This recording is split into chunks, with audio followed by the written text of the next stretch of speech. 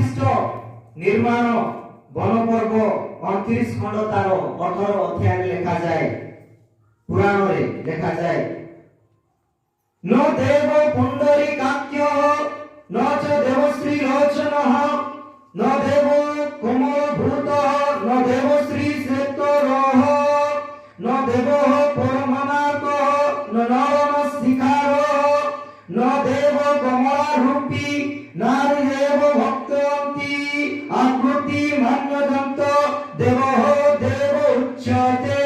Hallelujah hallelujah. এটি কোন করছন্তি যে শুণ হে সুজন জনে দেহি কর্ণ মন গুপ্ত পুরাণ কথা অমিয় বচন। হালেলুয়া। এই গুপ্ত কথা এই গুপ্ত পুরাণর অমৃত বচন এই অমৃত পরা হেইতিবা ঈশ্বরଙ୍କର বচনକୁ ଲୋକମାନେ কোন କରୁଛନ୍ତି পরিত্যাগ କରୁଛନ୍ତି। একেবারে ଆମେ যোহন 1 পর্ব তার 1 পদরে দেখুଛୁ যে লেখা আছে কোন বলি আদ্যরে পরমেশ্বর আদ্যরে বাক্য ଥିଲେ বাক্য ঈশ্বরଙ୍କ সঙ্গରେ ଥିଲେ ସେହି বাক্য ঈশ্বর ଥିଲେ।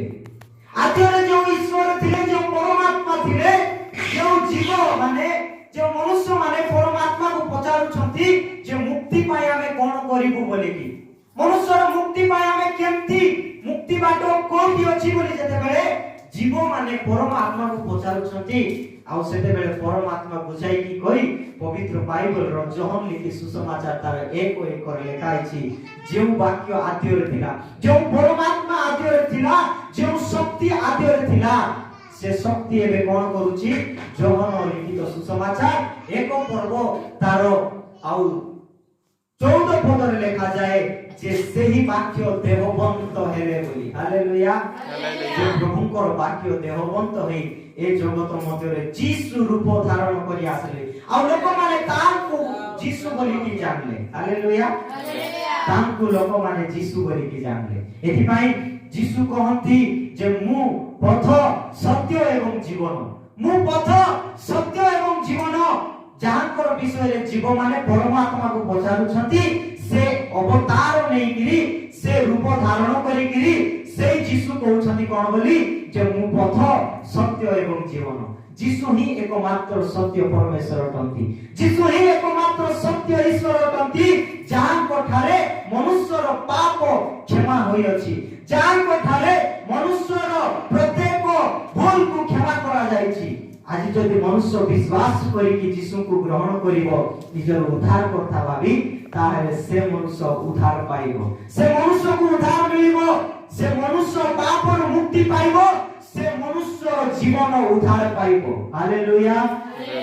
এথিপাই মোর প্রিয় লোকমানে মু কহিବାକୁ চাহে যিশুଙ୍କୁ বিশ্বাস କରିଥିବା ଲୋକମାନେ ଆପଣମାନେ ଧନ୍ୟ ଆପଣମାନେ যিশুଙ୍କୁ ଜାଣିଛନ୍ତି ଆପଣମାନେ ସୌଭାଗ୍ୟ ଲୋକମାନେ ଆପଣମାନେ যিশুଙ୍କୁ ଜାଣିଛନ୍ତି ସତ୍ୟ ପରମେଶ୍ୱରଙ୍କୁ ଜାଣିଛନ୍ତି সেই ସତ୍ୟ ପରମେଶ୍ୱରଙ୍କୁ ବିଶ୍ୱାସ କରି ନିଜ ଜୀବନର ଶେଷ ପର୍ଯ୍ୟନ୍ତ ଚାଲନ୍ତୁ ଆପଣଙ୍କୁ ମୁକ୍ତି ମିଳିଅଛି ଆପଣ ପାପରୁ କ୍ଷମା ପାଇଛନ୍ତି ଆପଣ ସତ୍ୟ ରାସ୍ତାରେ ଆପଣାଇଛନ୍ତି ଆପଣ ସତ୍ୟ ପରମେଶ୍ୱରଙ୍କୁ ଖୋଜି ପାଇଛନ୍ତି ତାଙ୍କ ମାର୍ଗରେ ଚାଲନ୍ତୁ ତାଙ୍କ ସତ୍ୟତା ମାର୍ଗରେ ଚାଲନ୍ତୁ ଆପଣମାନେ ଶେଷ ଦିନରେ ସେହି ଅମର ଜୀବନ ବା ଅନନ୍ତ ଜୀବନ ଆପଣମାନେ ମଧ୍ୟ ପାଇବେ। Hallelujah hallelujah hallelujah.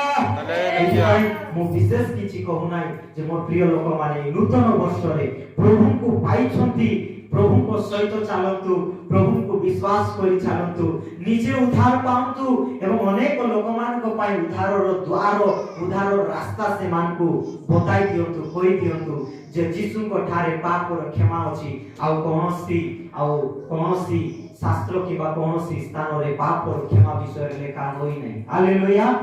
ଏଥିପାଇଁ ଆପଣମାନେ ଭାଗ୍ୟବାନ ଲୋକମାନେ ପ୍ରଭୁଙ୍କୁ ପାଇଛନ୍ତି ପ୍ରଭୁଙ୍କୁ ଜାଣିଛନ୍ତି ପ୍ରଭୁଙ୍କ ଠାରେ ଲାଗି ରହି ପ୍ରଭୁଙ୍କ ସହିତ ଆଗକୁ ବଢୁଥାନ୍ତୁ। ପ୍ରଭୁ ଏ ଛୋଟିଆ ଉପଦେଶ ଦେଇ ଆପଣଙ୍କୁ ଆମ ସମସ୍ତଙ୍କୁ ପ୍ରଭୁ ପ୍ରଚୁର ଭାବରେ ଆଶୀର୍ବାଦ କରନ୍ତୁ। ଆମେନ୍।